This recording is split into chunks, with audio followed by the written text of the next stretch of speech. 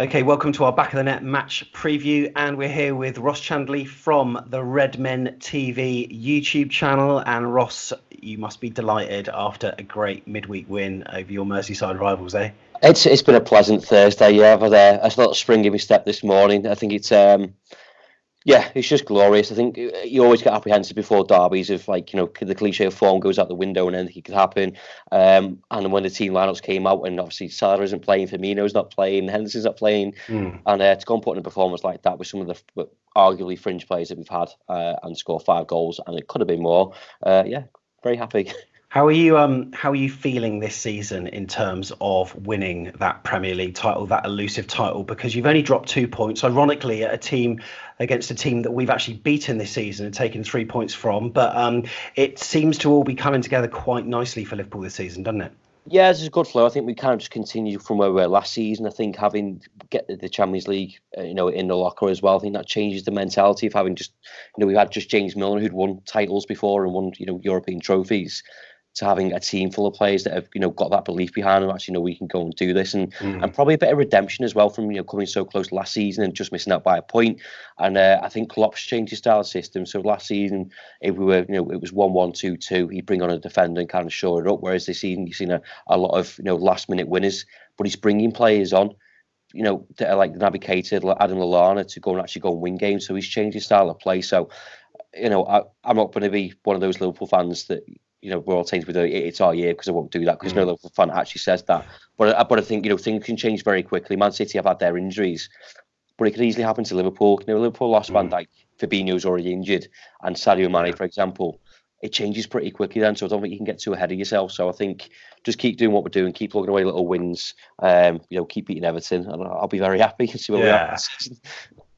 Now, you can be brutally honest with this answer, and I won't take offence, but when you look at the Premier League fixtures for Liverpool, and then you're seeing, December 7th, we've got Bournemouth away.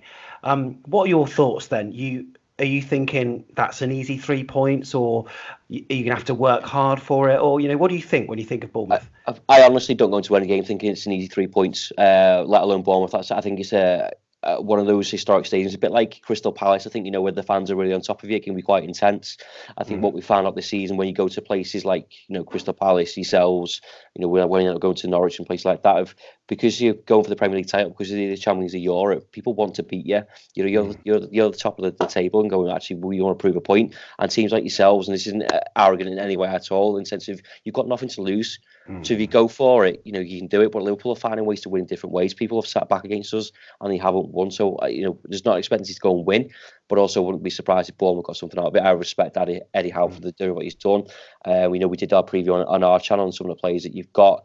I don't think it's an easy win at all. I was a bit surprised when I looked at the league table to see where you were, the form that you've been in. I think that's probably the only glimmer of hope that I've got. Of think, you're pulling the face yourself there. Well, you're not in fine form, and we are. But anything could happen in the Premier League. We've seen that so far this season. I think it's one of those false league positions for us where people have been almost afraid to criticise based on the fact that, hang on a sec, we're 7th, we're 8th, but our performances haven't warranted any positive comments really. In terms of Liverpool this season, there seems to be something a little bit different than what there is. You said in your last comment that you're finding a way to win. What's changed this season compared to last season? Because I've noticed in your last few games, not Everton, who you battered, but the ones before that, you are scoring last-minute goals, and you just seem to just be able to turn the screw like you haven't in previous seasons. What can you put that down to? Mentality.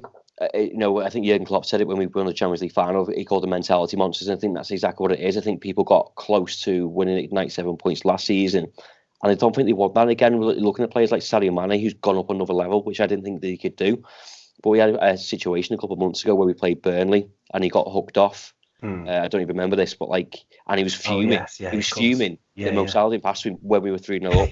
That, to me, that's your biggest problem that you've got in your football team at the time. That's right, but that kind of shows that the level that he's at. He's annoyed that we went 4-0 up. And I think, he's grabbed teams by the scruff of the neck so far this season and taken himself to another level. But also we've got depth as well.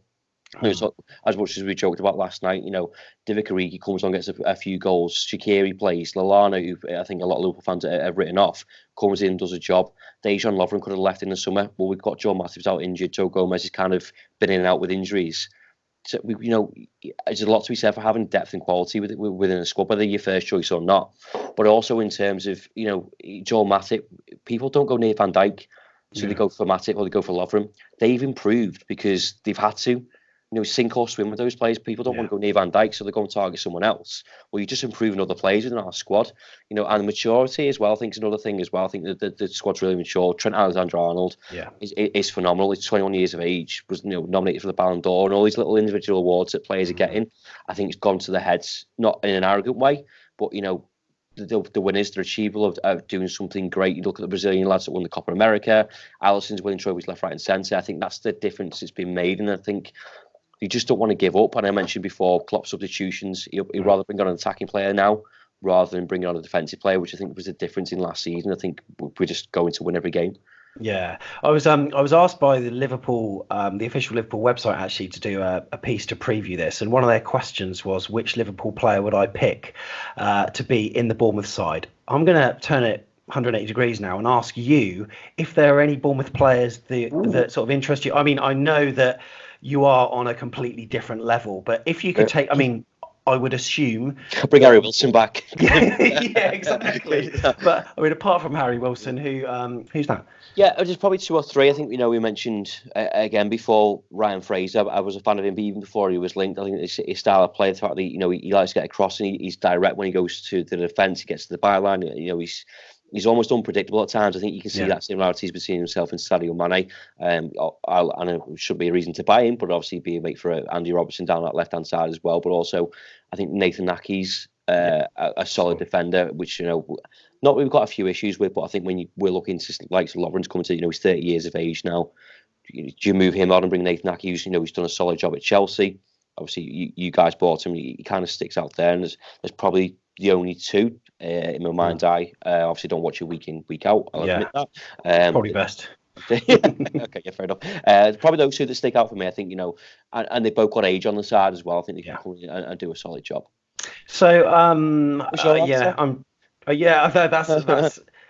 that's very good. My answer for that question, the other way around, was I would take any of them. I said, personally, I would take any to play in a red and black shirt. However, I think the sheer pace and guile of Mo Salah would complement our strike force. I think Ryan Fraser, he's not on the same level of sort of Mo Salah, but he's a player that used to be direct and run at players like Salah does, and we really missed that from Ryan this season.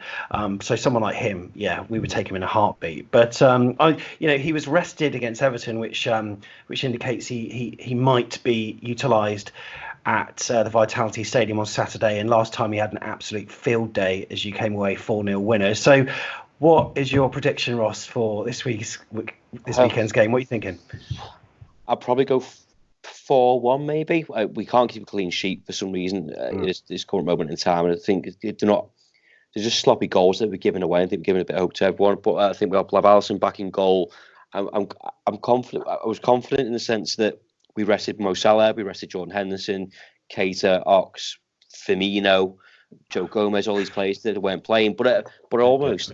But I said it last night when the team sheet came out. I was happy with Liverpool's team last night because a lot of people were a bit not angry, but wound up like Lallana was playing. Bournemouth away is a harder game than Everton at home right now, and I think we need to do that. We need to manage our squad properly because we're playing 2 games a week. Yeah. For the past 3 weeks, and for the next 4 or 5 weeks, we've got the World Club Cup in Qatar. Yeah. We need to manage our squad properly, and obviously the Carabao Cup's a non-event now because we have to play kids. But I think in terms of freshness and stuff like that, and healthy competitive inside the squad, I think what Scott brought in, we'll come back to your point before, what's different. He's able to rotate players without upsetting anyone.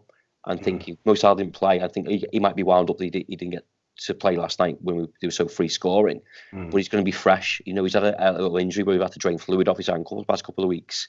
He needs rest. He's played a phenomenal amount of football, so he needs to go and get in there. So, I'll go 4-1. Cool, good stuff. Well, if any Liverpool fans are watching, safe travels down to the Vitality on Saturday. Fingers crossed we can give you some kind of game.